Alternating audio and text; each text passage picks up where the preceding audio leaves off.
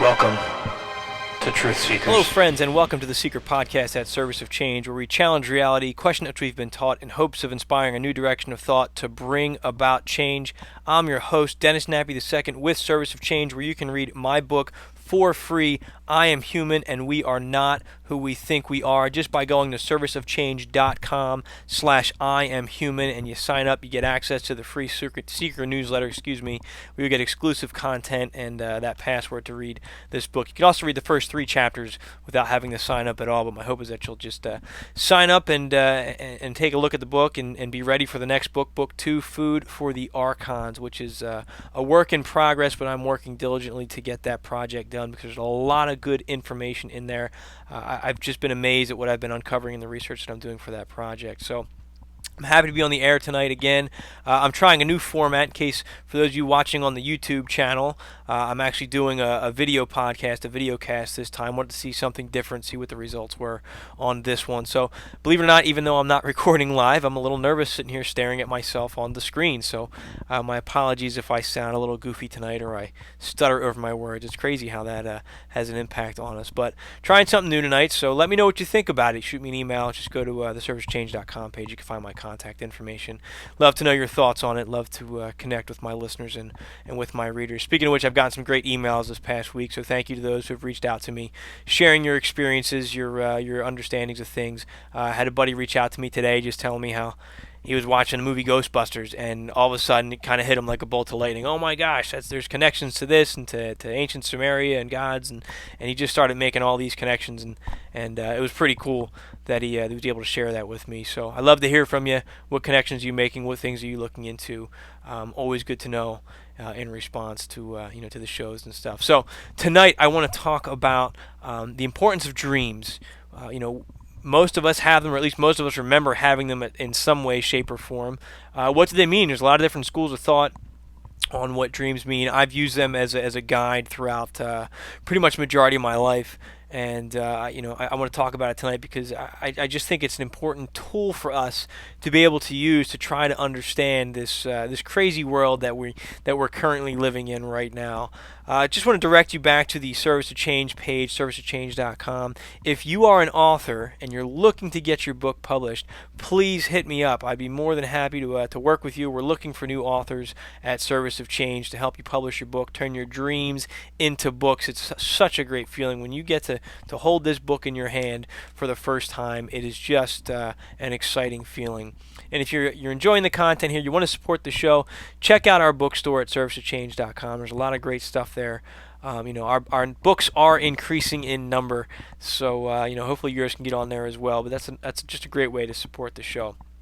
So let me jump into, before I do that, I came across a video on Facebook tonight through YouTube, and I can't get it out of my head. And it's one of those ones where I saw it, and it said, if you're human, you don't stop watching this. It was some catchy phrase like, don't click this, but I'm going to click it anyway. It was about 5 minutes long, and I got through a minute and a half of it. I wish that I didn't watch it, but it's something that I've been talking about on this show for a long time, and it just drove it home for me, and I just want to stress that importance again. I want to preface, I'm not a doom and gloom guy. I'm not one to spread fear and the fire and brimstone. I try to offer that positive path to counteract all that stuff because I don't think that it's necessary. Not that fear is not necessary, but I don't think that level of it is necessary, especially to sell the show. That's not what I'm about. But this video it was just images of animal cruelty, and I'm going to spare you the details. I'm not even going to share the link because it was just too upsetting to watch. But it just reminded me, man, that we're in a tough spot. It's a tough world that we live in, and there are really horrible, terrible things that go on in this world every single day. And I think part of the problem is that as humans, we seem to think that we are separate from everything else, or we're somehow better than the animal life and the plant life that we share this planet with. And at the end of the day, though, they have feelings, and they have fear, and they experience that fear. And this ties into everything that I've been talking about in my research for Food for the Archons, is that I propose that there is some type of parasite out there that, number one, has influence over humanity, over our thoughts, emotions, and more importantly, human behavior. And number two, I propose that the emotional output that is generated, that is influenced by them, that generates fear, anxiety, worry, loneliness, sadness, all those bad feelings that we hate to have but are easily able to wallow in, they feed off of that energy. Like a plant feeds off of the sun, these parasites feed off of the energy of human beings, and that's measured through a lot of different ways. We produce an electromagnetic field through our hearts, and the different types of emotions are measured through that heart, as I've talked about in other shows, through the research through the Institute of Heart Math. My point is this: if all animals and life on this planet are able to produce that type of energy that feeds these parasites, then we are in a position to starve them out, to limit the control that they have and influence that they have over our lives. And one of the ways that we can do that is to stop supporting animal cruelty. And I'm not doing enough at this point in time, I know that, but if you just, whatever products that you're using that are testing on animals, that's one way to stop. Boycott those products. I say as the consumers, we have the most amount of power. I could go on for a long time about this. It really bothered me to see that. And I just want to put that message out there. Like I said, I'm not doing everything I could at this point in time. I'm trying. I try to make changes whenever I can, whenever I become aware. It's hard, but that's not an excuse. Because what if it was you or someone that you cared about? And in some cases, I think that it is. With the suffering that goes on in this world, I think we're no different than some of these lab animals that are being tested upon. But that's a whole different story. I want to talk about dreams right now. I've got some interesting stuff that I want to go into in talking about dreams. And I'm going to start off with, again, one of my favorite authors, one of my favorite researchers, explorers, Robert Monroe, in his book Far Journeys. And he's an out-of-body, or he was an out-of-body explorer. He was pretty much one of the modern-day pioneers for out-of-body travel, found at the Monroe Institute, where you can actually go and learn, based on using some of their hemisync technology, how to leave your body and experience all these other realms and other worlds. In one of his books, Far Journeys, he talks about an experience he had while he was in the out-of-body state, and he ended up in what he called sleeper school. And I wrote an article about this, I guess about a year ago after I read the book. But I just want to read an excerpt from it, from his book. So he rolls up and he says, the guy he meets starts talking. He says, "I guess you have. You're back at sleepers class." I turned inward, and the percept came out bright and clear. Sleepers classes, attended by countless humans during a portion of their deep sleep, during the sleeping out-of-body period. The only limitation was that such sleep could not be distorted by chemicals. It had to be natural. How many times had I been here before I knew it, before I knew anything about OOBEs and the like? I just didn't remember when I woke up, like everyone else. If anything leaked through, it was attributed to a dream, inspiration, idea, or imagination. Sleeper school. It's basically, what he's talking about, and when he describes it later, let me see if I can find his description of it here without fumbling while I'm on the air. But he talks about how there were just so many people sitting there in this sleeper class. Let's see if I can see it here. No, I don't want to spend time just flipping through the book, and I don't feel like editing all of that out. So, but, basically just everybody ends up attending some kind of school. And I'm remembering when my son was born, and he was only a couple days old. Probably, I think within the first couple hours of life, he fell asleep. And as he was sleeping, he was sitting there, and his face would go through every range of emotion. He would smile, and then he'd start to cry, and he'd make like a really mad face. And I remember telling my wife, I said, I think that he's downloading emotion right now. That I think he's learning in his sleep. That was before I read this book. It was just the way it looked, and just an idea that I had in my head that he was getting part of this information, this experience of life, things that he was going to need. I think he was encoding it in him, and then reading that just made me think about that. So there's the possibility that many of us attend some type of school while we sleep. Now I'm going to jump up here on my computer, and years ago I listened online. I think it was available on YouTube. One of Whitley Strieber's books, and it's called The Secret School: Preparation for Contact. And just a part of the excerpt from, and it's an editorial review from Publishers Weekly. I'm just going to read a sentence or two, but he says, he, meaning Strieber, contends that as a child in San Antonio in the 1950s, he and other children were taken in the middle of the night to a secret school run by aliens in the middle of San Antonio's wild, almost basin. The book is structured as a series of lessons, mostly specific memories of his ninth summer, followed by commentaries. So, again, that's another author claiming that there was some type of school that he attended while he was sleeping. What are your thoughts on that? Are we possibly receiving some kind of instruction and education? The more you look into, is this some type of digital universe, the more you can kind of think, yeah, maybe we are. At night when we go to sleep, maybe it's possible that our dreams are some type of lesson. Maybe there is some type of school. In Courtney Brown's book, Cosmic Voyage or Cosmic Explorers, the first one that he wrote, he talked about a device that was out there in what he calls subspace, which is basically just another dimension. And that device it was basically an artificial intelligence that sent out ideas into the world. And a lot of new age authors have talked about this, is that there's ideas and information that's out there, and people pick up on those ideas thinking that it's their own ideas, but really they're tapping into this information data stream that's out there. So it's something to consider. Maybe some of the information that we're getting, we're not just coming up with on our own. That could be good, that could be bad. Maybe there's some really good guides out there that are influencing us and giving us ideas. Then again, as we talk about with these archons and these energy parasites, maybe we're being corrupted as well. And I think that one of the key components is to strengthen our level of consciousness and our level of awareness when we're in an unconscious state, or we're in a dream state, and like I said, there's training. I know the Farsight Institute focuses on remote viewing, but they do some stuff with consciousness, and I know the Monroe Institute definitely has that training. Or just pick up a book on lucid dreaming. Learn to strengthen yourself, meditate, and these are ways that you can better prepare to receive this information, and more importantly, to remember it. And that's what brings me up to to one of my tricks. For a long time, I don't even know how many years. This is just a few of them, but I've kept dream journals. I keep them next to my bed, and when I have a significant dream, I write it down. And I go through phases in my life where I write down everything. So I'll wake up as soon as I have a dream, and I write it down right away. And some nights I'm waking up 5-6 times after each dream and writing things down. And I got so good where I was able to remember every dream and every single detail. But it's a soft skill. So if you don't do it every night, then it's harder and harder to remember your dreams as time goes on. But when I have right now I'm at a stage where when I have a significant dream, I write it down. And what qualifies as significant, that's really up to you.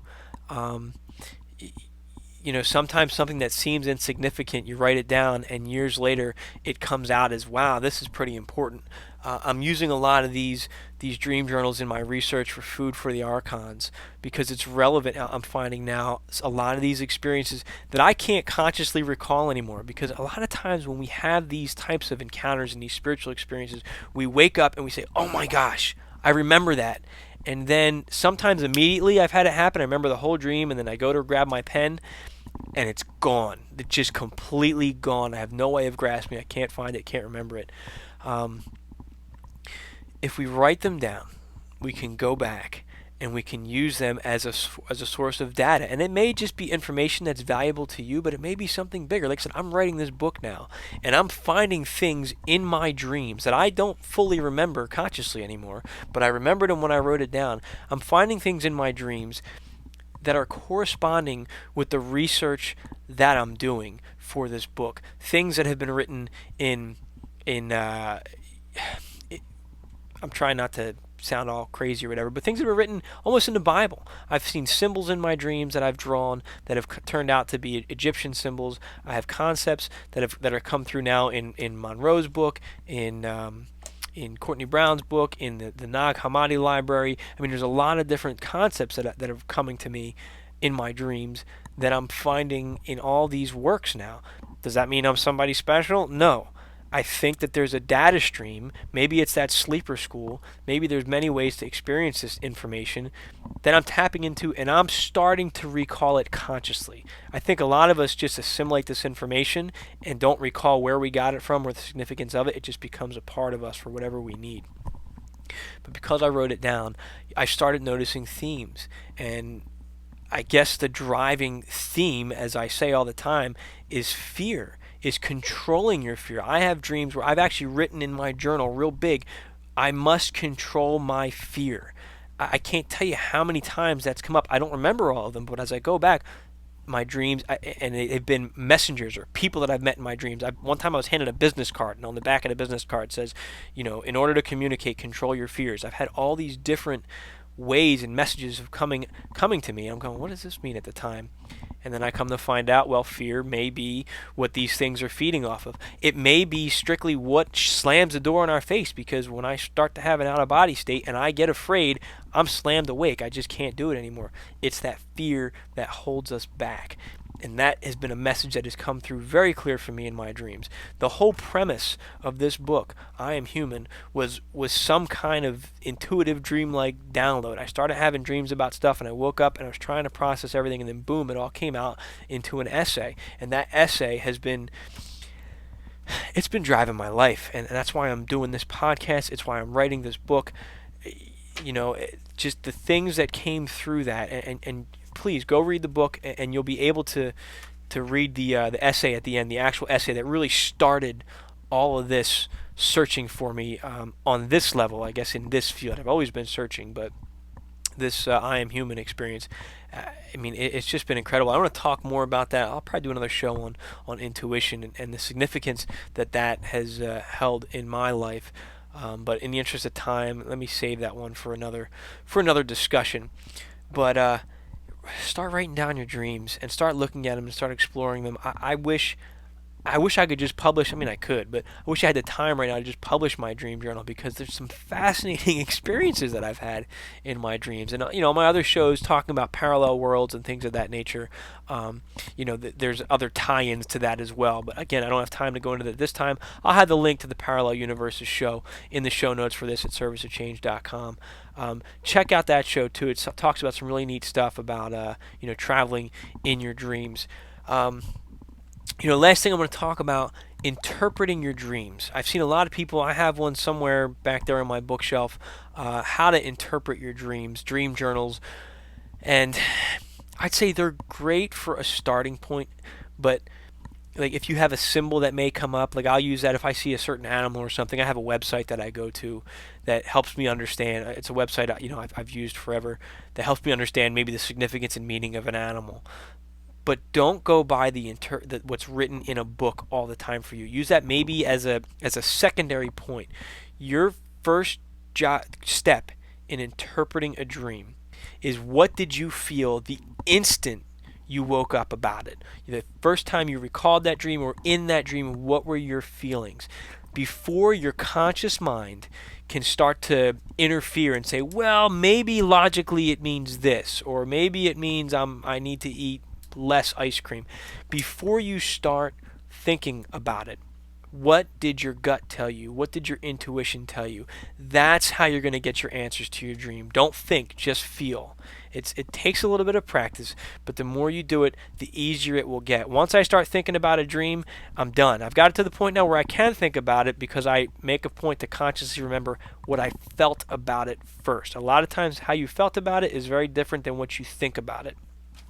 And then you can go in and analyze it, and you'll start to make connections and stuff. And like I said, those dream journals just give you one possible interpretation, and it's a good starting point. And then you take, let's say you have a dream about teeth, and I think, you have a dream about losing your teeth, you're afraid you're going to lose money, you're going into hardship. I forget what it says now, but if you have a dream about teeth and your teeth fall out, and your intuition is telling you, I'm afraid, this means that I'm about to come into a bunch of money or something. The opposite of what the book says. Go with what that feeling tells you, and then look at the book and say, okay, well, how can these compare? I'm trying to come up with a better example, and I just can't because I'm staring at myself on the computer screen right now. Sorry, guys, but I think you get the idea. Interpreting dreams, write them down as often as you can. It gets easier with time, and write down your feelings, your initial feelings for them, and that'll help you better understand your dreams. And that can be one of your best guides, one of your best sources of information and insight into whatever it is that you're looking for. Have a question, have something you're trying to understand in your own life that you can't quite bring to fruition, go to your dreams. Your answers most likely will come to you then. Before you go to bed, set your intention. I want an answer to this question. I want to know why I behave the way I do when I get nervous or something. You'll have a dream, but you got to stay at it. You got to write stuff down. I think that's the most important thing. So I feel like I'm beating this one to death right now. So I thank you for listening to me. Check out. I just posted on the YouTube page. If you're subscribed to the YouTube page, I got a chance to face my own fears. I talked about the significance of fears and swim with some sharks when I was down in Florida last week. They were only 3-foot sharks, but check out the video. It's pretty cool. You get to see the tiger sharks and the hammerhead sharks swimming below me, and that's very empowering to be able to face your physical fears. I think that carries over and transcends into this consciousness stuff that we're trying to do and trying to deal with. So I'm going to call it quits here. That's all the time I have. Thank you for taking the time to listen. I'm happy to be back on the air. I am Dennis Nappy II with Service of Change. Check it out, serviceofchange.com/IamHuman. Subscribe to the Seiker newsletter. Check us on YouTube. Find me on iTunes. Find me on SoundCloud, Facebook, everywhere. Please check us out. Share the stuff. It really helps the show. And check out that bookstore. There might be a book for somebody, for you, or for somebody that you care about. Would really help support the show. Again, that's all the time I have. Service of Change, where small changes among the masses can have a massive impact around the world. I encourage you to be that change. Never stop questioning, and keep an open mind. Thank you.